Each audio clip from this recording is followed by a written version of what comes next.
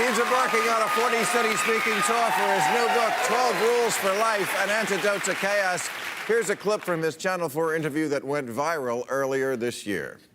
Why should your right to freedom of speech trump a trans person's right not to be offended? Because in order to be able to think, you have to risk being offensive. I mean, look at the conversation we're having right now. You know, like you're certainly willing to risk offending me in the pursuit of truth. Why should you have the right to do that? It's been rather uncomfortable. Please welcome Jordan Peterson, Professor. Hey, great pleasure to meet you. How you doing? I'm a big fan, as Thank you you. might have guessed, and I love what you just said, that in order to be able to think, you have to risk being offensive. And that went viral. That made you very famous. Why do you think that sparked such a reaction? Well, because I think that what I was saying was self-evidently true, but not expressed very well very often. I mean, look, most of the time when you're discussing something that needs to be discussed, everybody's actually rather upset about it. You know, if you're actually talking about something Sure. important, right? Because why talk otherwise, unless you're just shooting the breeze? But if there's an issue at hand that has to be discussed, then people are already upset and they have different viewpoints. And the offensiveness in some sense is built into that. And you know that because if you have a family, if you have a wife, if you have an intimate relationship, and you're discussing something that's difficult, the probability that you're not going to offend each other if you're actually having the conversation is zero. And so you don't have to think unless you have a problem. And if you have a problem, then when you think, you're going to offend people. And so what, are we not going to think? That seems like a bad idea. No, yeah. You're obviously not an American.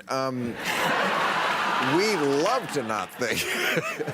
But you know, I used to do a show called Politically Incorrect back in the 90s, and, oh, thank you. Oh, the 90s, we remember them. And so I was always asked, what is your definition of political correctness? And I had to come up with one. I said, it's the elevation of sensitivity over truth, which seems like what it still is, except it's worse than ever. It's more like the elevation of moral posturing about sensitivity over truth. It's even worse. Yeah.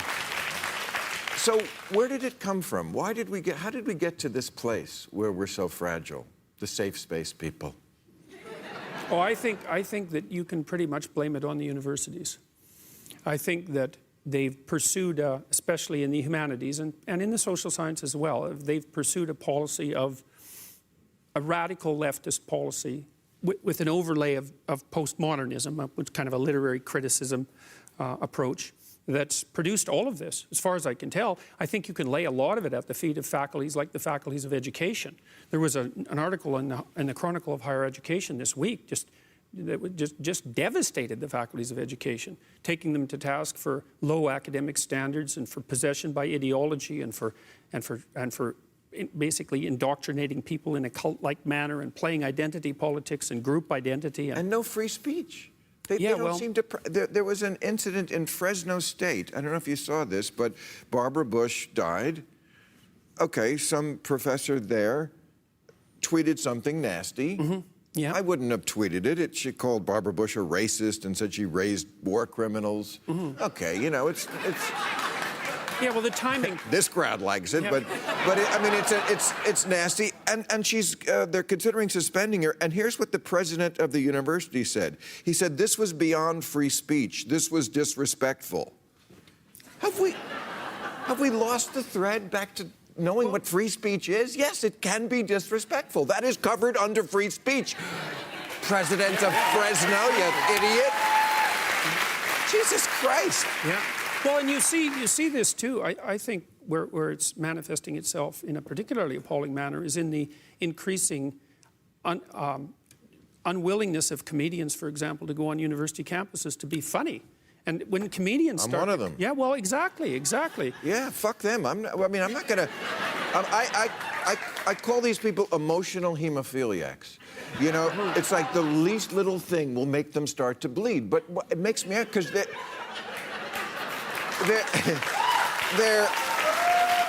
their answer is not to go into a room full of sharp objects. The answer is to make all of us wear bubble wrap. Yeah, right. So nothing we ever do makes them have a moment of discomfort. Well, It's there's really also, very narcissistic. Well, there's also this idea that's promoted by the people who are protecting those who are easily offended, that the way to make people secure is to protect them from things that they don't want to encounter. And Right. there isn't a clinician, like I'm a trained clinical psychologist, and there isn't a clinician in the country who's worth his or her salt that would ever make that claim. Because you don't make people, first of all, it's hard to make people safe because life is seriously not safe. Yes. And the way that you make people resilient is by exposing them to things that they're afraid of and that make them uncomfortable voluntarily, but you use exposure. Right. And and so, like, if you over coddle people, if you protect them from everything that's sharp, you make them dull and stupid and narcissistic, and it's a really bad idea. So you do know America. Good. One thing I mean, your book is fantastic, and one of the rules that I really love is you say, don't let your kids do anything that would make you not like them. That's what I've been thinking for years when I call them the fuck you mom generation. When I see kids, never in life because I never go near a child, but like on TV and movies, I see kids like saying fuck you mom. And I'm like, if somebody who wasn't your child did that, you'd be immensely offended, whereas the parents just take it. What's up with that? Well, people don't like to admit that they can dislike their children or children in general, and right. No, I know what you mean. And but they can. No, they totally can. One of the things you see very commonly as a clinical psychologist is family members who hate each other and who it's like they have their hands around each other's necks for 20 years and are squeezing very slowly, trying to strangle each other. And you see parents who clearly detest their children and have ever since they were born. And part of that, I know it's a terrible way of looking at things, but it's true. It's so true. And one of the things... No, parents confide that in me because I don't have kids. Yeah, well, No. that makes it safe. They do.